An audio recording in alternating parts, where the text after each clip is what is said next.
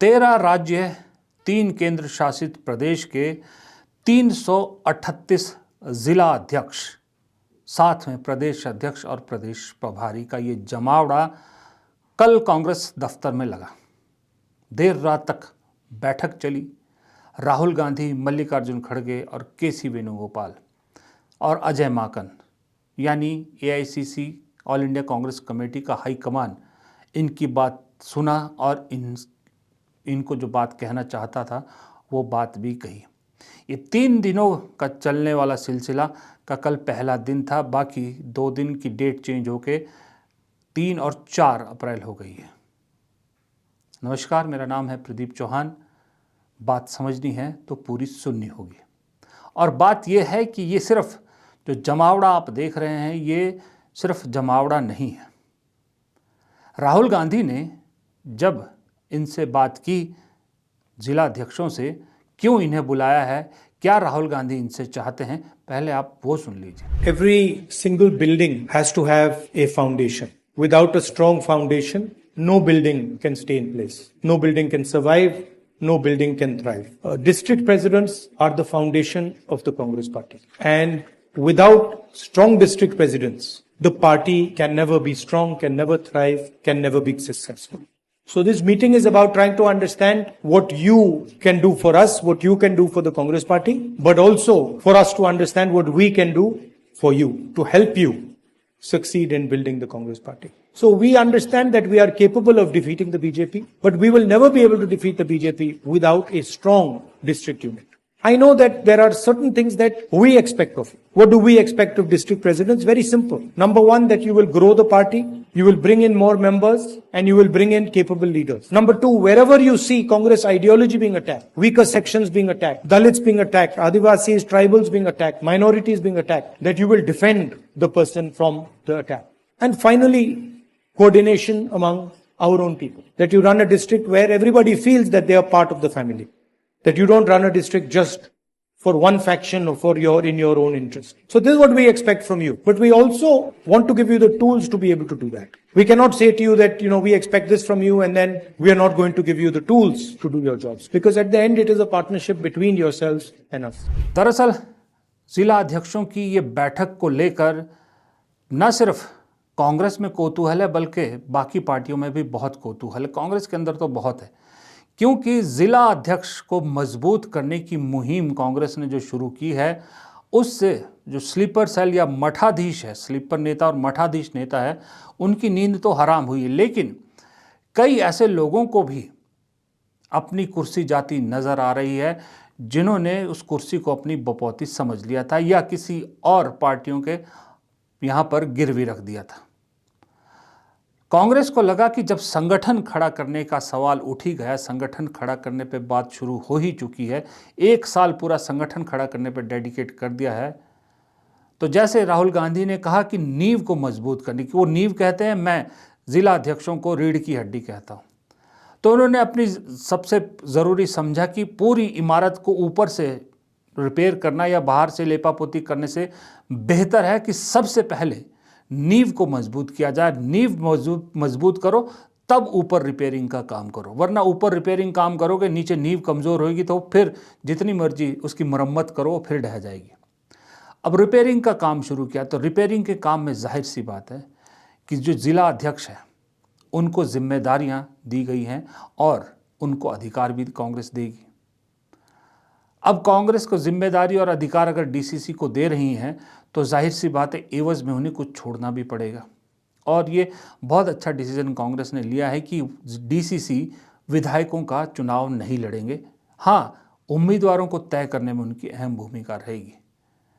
तो अगर ज़िला अध्यक्षों को सम्मान मिलेगा तो जाहिर सी बात है फिर उससे नीचे के जो नेता है उन्हें भी पार्टी में सम्मान मिलेगा और वो अपने आप को सम्मानित महसूस करेंगे। लेकिन ये तो है जो मोटा मोटा तौर पे डीसीसी को मजबूत करने का एक जो है वो खाका दिख रहा है, वजह दिख रही है। लेकिन असल वजह इसी के अंदर छुपी है जो मुझे लगता है ज़्यादा इम्पॉर्टेंट है। वो असल वजह है कि जो बीजेपी हर बार चुनाव जीतने के लिए, मतलब नॉट लोगों से वोट हासिल करके, जो दूसरे तरीके ढूंढती है हर बार चुनाव जीतने के, उन चुनाव जीतने के उन तरीकों को कैसे काटा जाए, उसके लिए ये एक पूरी सेना राहुल गांधी अपनी तैयार कर रहे हैं। बीजेपी जो हर बार चक्रव्यूह रचती है, उस चक्रव्यूह को तोड़ने के लिए ये सेना तैयार कर रहे हैं राहुल गांधी। उसके बाद 4 प्रेजेंटेशंस हुई।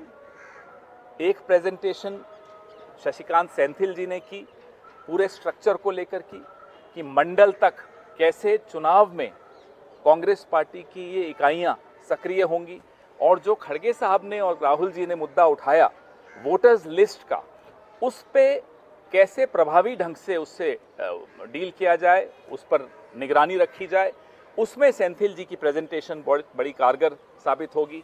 एक प्रेजेंटेशन मैंने की मीडिया कम्युनिकेशन विभाग की तरफ से कि मीडिया कम्युनिकेशन विभाग जिला इकाइयों से क्या अपेक्षा रखता है कि वो कैसे संदेश को नीचे तक प्रसारित करें, और सुप्रिया श्रीनेत जी ने सोशल मीडिया पे प्रेजेंटेशन की, विजेंद्र सिंगला ने प्रेजेंटेशन की कांग्रेस की कितनी प्रॉपर्टीज़ हैं अलग अलग ज़िले में, उसको कैसे सुदृढ़ तरीके से अपने सफाई भी रखें, उसकी मेंटेनेंस भी करें और उसका अच्छा उपयोग भी कर सकें। तो आपने देखा कि ये पहले चरण की बैठक हुई है। 3 और 4 तारीख को दूसरे चरण की बाकी राज्यों की बैठकें होंगी, और ये तमाम बैठकें एआईसीसी के गुजरात के अधिवेशन से पहले समाप्त होंगी। यह उदयपुर चिंतन शिविर में जो निर्णय लिए गए थे कि डीसीसीज नामक जो इकाई है उसको कैसे प्रभावी बनाया जाए, इफेक्टिव बना जाए, सक्षम किया जाए और मजबूत बनाया जाए, उसी दिशा में एक बहुत बड़ा कदम उठाया गया है। धन्यवाद। पवन खेड़ा की बात में आपने एक चीज़ सुनी होगी, नोट की होगी।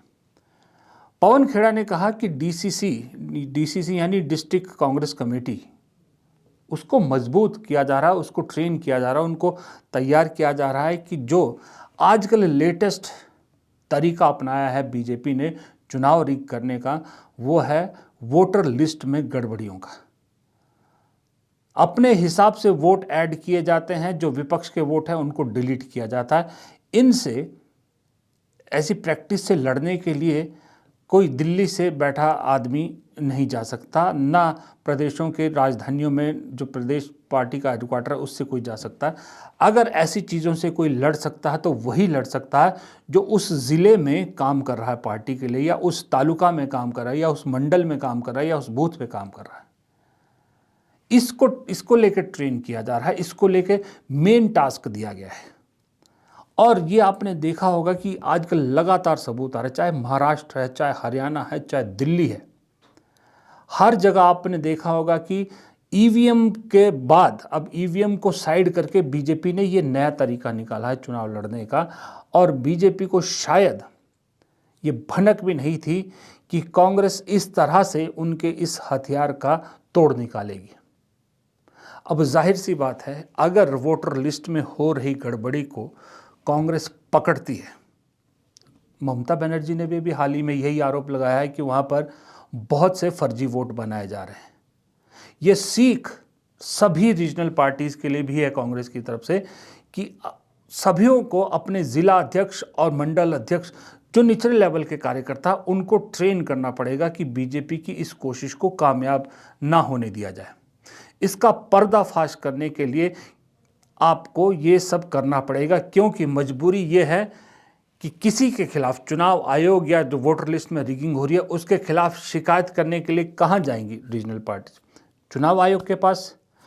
चुनाव आयोग किसी विपक्ष की पार्टी की कोई बात सुनने को तैयार नहीं होता। फिर विपक्ष कहाँ जाता है? विपक्ष जाता है अदालत के पास। अदालत क्या कहती है? अब तक जितनी बार गई वो अदालत वापस चुनाव आयोग के पास भेजती है कि चुनाव आयोग से इसका जवाब मांगिए, और चुनाव आयोग को कहती है इसका जवाब दीजिए, और चुनाव आयोग फिर वही गोलमोल करता है।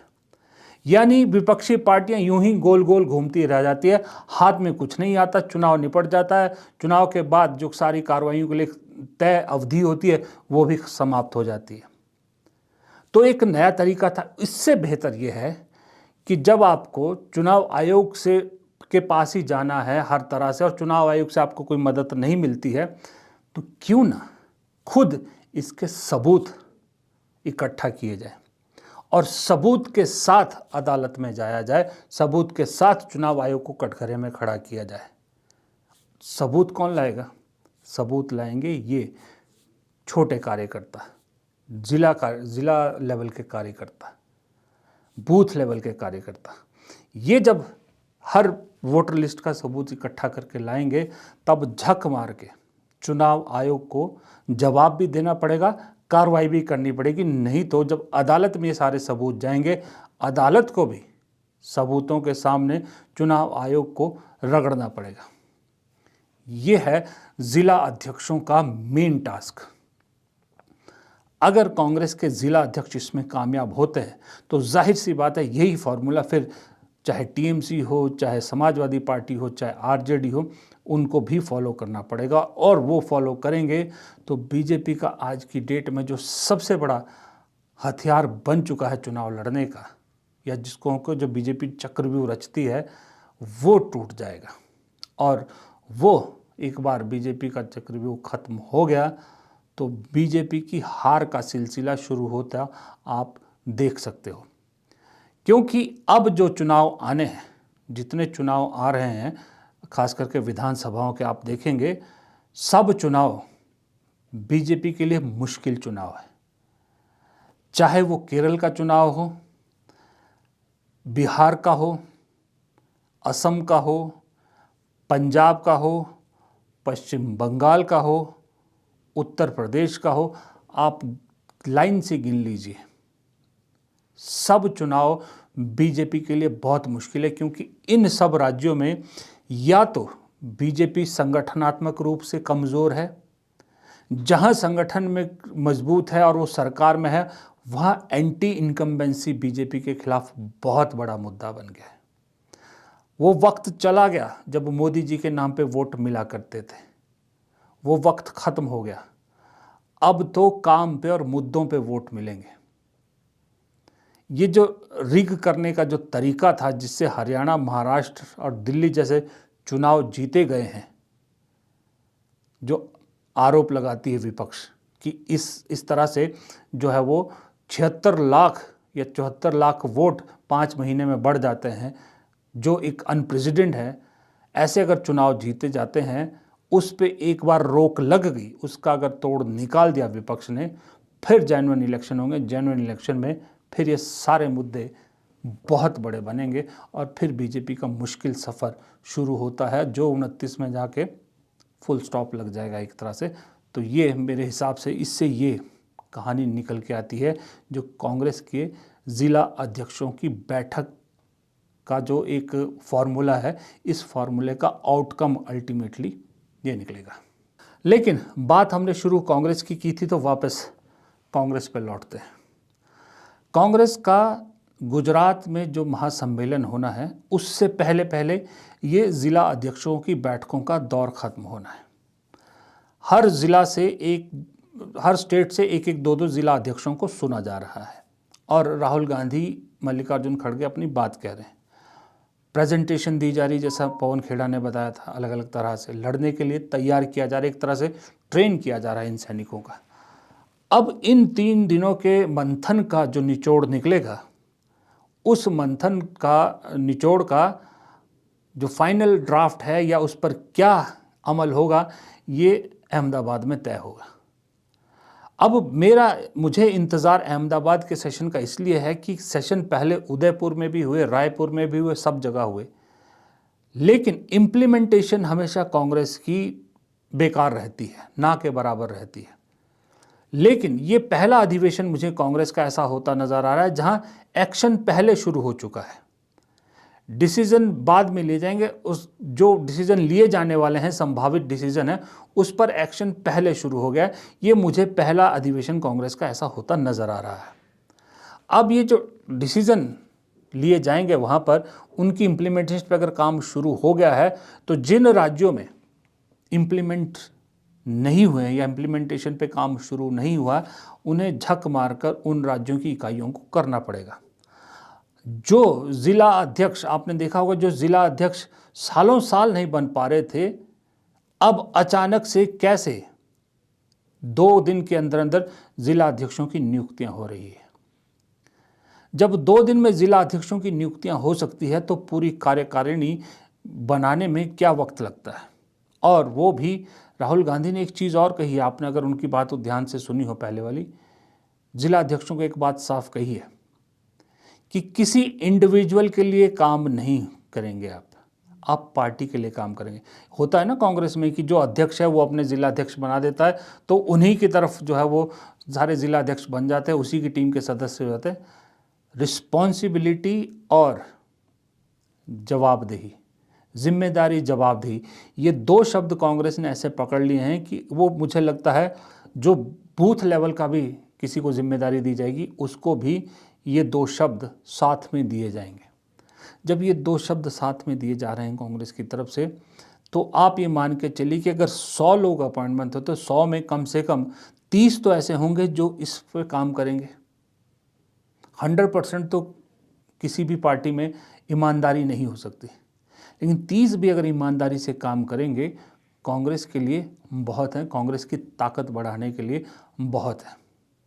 कांग्रेस की ये जो 2 शब्दों पर मैं आए दिन रोज़ जोर देता हूँ, जवाबदेही और जिम्मेदारी पे, इसका असर अगर आपको नहीं दिखता कहीं तो आप ये देखिए, ये उड़ीसा के दृश्य देखिए और अपने दिल से, दिमाग पे ईमानदारी से जोर डाल के देखिए, क्या 3 महीने पहले, 4 महीने पहले कांग्रेस उड़ीसा में नाम भी सुनाई देता था कांग्रेस का? कुछ विधायक जीतते थे, अपने दम पर जीतते थे, लेकिन आज की डेट में ये दृश्य बता रहे हैं कि कांग्रेस ने वहाँ पर बीजेपी की सरकार की नाक में दम किया हुआ है। कुछ विधायकों के निलंबन पर अगर सड़क पर इतना कांग्रेस कार्यकर्ता उतर सकता है तो बात अगर सरकार को घेरने की होगी, बात कांग्रेस को रिवाइव करने की, कांग्रेस को जिंदा करने की होगी और बात कांग्रेस को सत्ता तक पहुंचाने की होगी, तो ये कार्यकर्ता पूरे प्रदेश में सड़कों पर दिखेंगे। ये सिर्फ असर ये हुआ कि जब नए अध्यक्ष और नए प्रभारी वहाँ बनाए गए तो उन्हें भी यही 2 शब्द कह के भेजा गया कि संगठन खड़ा करना भी जिम्मेदारी आपकी है और संगठन नहीं खड़ा हुआ, कमज़ोर रहा तो उसकी जवाबदेही भी आपकी है। हम हिंदुस्तानी हैं दरअसल, जब तक हमें कोई डंडा नहीं फिरता ना, हम आसानी से काम नहीं करते। जैसी कोई डंडा फेरता है हम अपनी कैपेबिलिटी से 10% ज़्यादा देने की कोशिश करते हैं। तो फिर कांग्रेस पार्टी भी तो हम हिंदुस्तानियों में ही से बनी हुई पार्टी है ना। यहाँ भी कांग्रेस को दरअसल राहुल गांधी की एक बात मुझे और अच्छी लगी थी जो काफ़ी दिन पहले उन्होंने बोली थी। 1980 जब इंदिरा गांधी का दौर था, उसके बाद से कांग्रेस पार्टी में कोई डंडा फिराने वाला था ही नहीं, कोई हुआ ही नहीं। इसलिए नेता यहाँ मठाधीश बन गए। जो नेता जन नेता हुआ करते थे कांग्रेस में, जिनकी अपने इलाके में एक पहचान थी, वो सब मठाधीश बन गए और मठाधीशी ही अगली जनरेशन को सौंपते चले गए। वो 80 के बाद कोई डंडा फिराने वाला नहीं मिला। उसको राजीव गांधी शरीफ आदमी, पीवी नरसिम्हा राव, सीताराम केसरी के दौर में शरीफ आदमी, सोनिया गांधी पार्टी को रिवाइव करने में और पार्टी को जिंदा रखने में ही पूरी मेहनत करती रही बेचारी। उसके बाद राहुल गांधी जिस तरह से चलाना चाहते थे पार्टी, क्योंकि मठाधीशों की बहुत बड़ी फौज बन चुकी थी कांग्रेस के अंदर, तो राहुल गांधी उनको पच नहीं पाए, इसलिए राहुल गांधी को आए दिन अकेला छोड़ देते थे। थक हार के राहुल गांधी ने अध्यक्ष पद की कुर्सी छोड़ी। मल्लिकार्जुन खड़गे आए तो लगा कि शायद सीनियर नेता है, सबसे सीनियर नेता है, तो ये मठाधीश या जो एजेंट है संघ के, ये इज्जत के मारे ही पर कुछ तो काम करेंगे। जब वो भी नहीं होता दिखा तो राहुल गांधी को चीज़ें, प्रियंका गांधी को चीज़ें अपने हाथ में लेनी पड़ी। अब जब चीज़ें अपने हाथ में ली हैं तो अपने दादी के स्टाइल में पार्टी में एक पार्टी को अपने दादी के स्टाइल में चलाने की और खड़ा करने की कोशिश कर रहे हैं, और जो मुझे लगता है ज़रूरत भी इस वक्त की कांग्रेस को यही है। इसलिए बेहद ज़रूरी है कि डंडा फिरता रहे कांग्रेसियों पे डंडा फिरता रहेगा तो कांग्रेसी आपके आसपास भी फिरते रहेंगे। अगर कांग्रेसियों के ऊपर डंडा ना फिरा, सत्ता की मलाई ही सिर्फ इनको दिखती रही, तो फिर से ये दफ्तर में बैठ जाएंगे। इसलिए ज़रूरी है कि दफ्तरी बाबुओं को बाहर किया जाए, नई पौध को अंदर लिया जाए, नए जोश के साथ नए तरीके से इस नए दौर की राजनीति को लड़ा जाए। फिलहाल इस वीडियो में इतना ही। अगर आपको वीडियो पसंद आया हो तो प्लीज़ वीडियो को लाइक और शेयर कीजिएगा। अगर चैनल को अब तक सब्सक्राइब आपने नहीं किया हुआ है, चैनल को सब्सक्राइब ज़रूर कर लीजिएगा और कमेंट बॉक्स में अपनी राय लिखना मत भूलिएगा। नमस्कार।